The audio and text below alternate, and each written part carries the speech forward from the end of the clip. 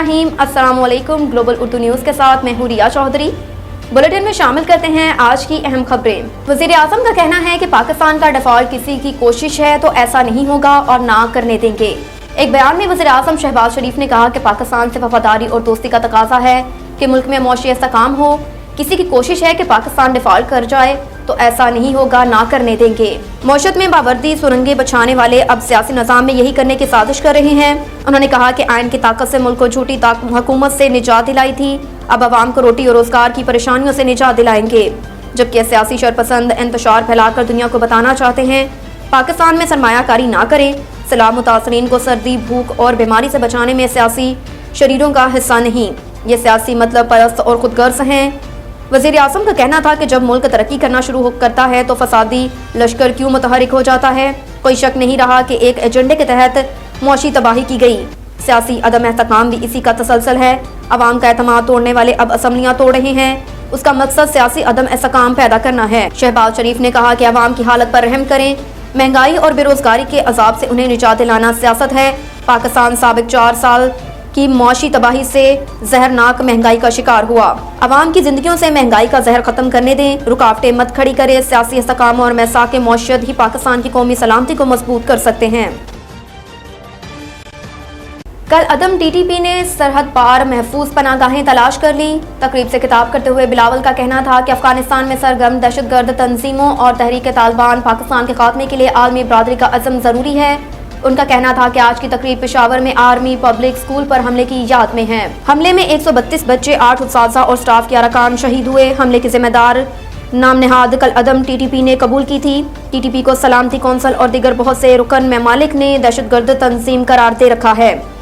उन्होंने कहा कि टीटीपी और दीगर तंजीमों के खिलाफ बड़े पैमाने पर फौजी ऑपरेशन किए गए। ऑपरेशन कामयाब हुए और पाकिस्तान की सरजमीन दहशतगर्दों से पाक की गई। लेकिन बदकिस्मती से कल अदम टीटीपी ने सरहद पार महफूज पनागाहें तलाश कर ली।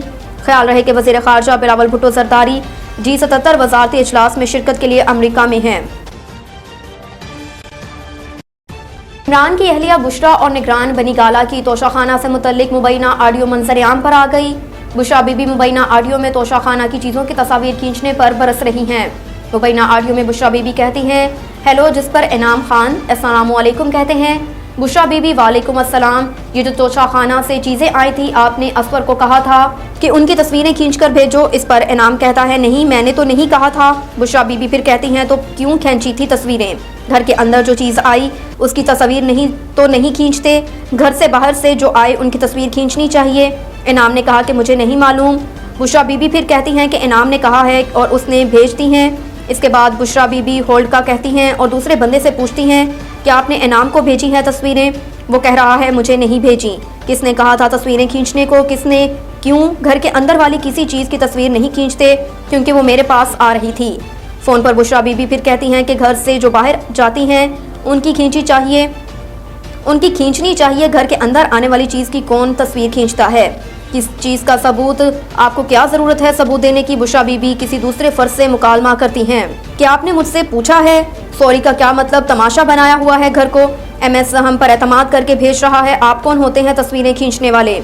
बुशरा बीबी इनाम से मुखातिब होते हुए कहती हैं और तुम्हें क्यों भेजी हैं उसने तस्वीरें? इस पर इनाम कहता है कि बीबी मुझे तस्वीरें आई हैं कि हम अंदर दे रहे हैं। जिस पर मैंने कहा कि बस आप बीबी को दे दें, वो जाने।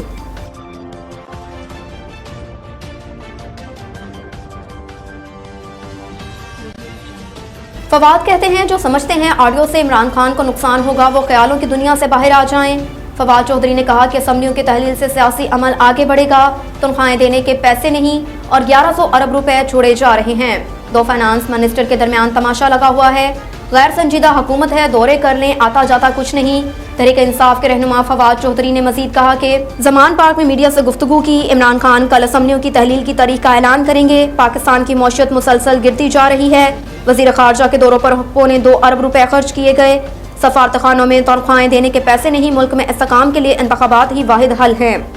फवाद चौधरी ने कहा कि उन्होंने करप्शन और दहशतगर्दी के मुकदमात बनाए मगर नाकाम हुए।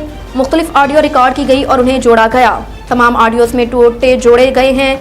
ऑडियोज़ कोई मुस्तनद नहीं है। मुख्तलिफ ऑडियोज़ रिकॉर्ड की गई और फिर उनको आपस में जोड़ा गया। जो समझते हैं इन ऑडियो से इमरान खान को नुकसान होगा वो ख्यालों की दुनिया से बाहर आ जाएं। ये धोखेबाजों और चोरों का इंतहाई तरबियत याफ्ता गिरोह है। मरियम का ऑडियो लीक पर रद्द-ए-अमल। पाकिस्तान मुस्लिम लीग नून की मरकजी नायब सदर मरियम नवाज ने साबिक वज़ीर आज़म इमरान खान की अहलिया बुशरा बीबी की मुबैना ऑडियो लीक पर तबसरा किया। इमरान खान की अहलिया बुशरा बीबी और निगरान बनी गाला इनाम खान की मुबैना ऑडियो मंजर आम पर आई। बुशरा बीबी मुबैना ऑडियो में तोशाखाना की चीज़ों की तस्वीर खींचने पर बरस रही हैं। मरियम नवाज ने बुशरा बीबी की नई ऑडियो लीक पर तबसरा करते हुए कहा कि यह धोखेबाजों और चोरों का एक इंतहाई तरबियत याफ्ता गिरोह है। अब तक के लिए इतना ही। देखते रहिए ग्लोबल उर्दू न्यूज़।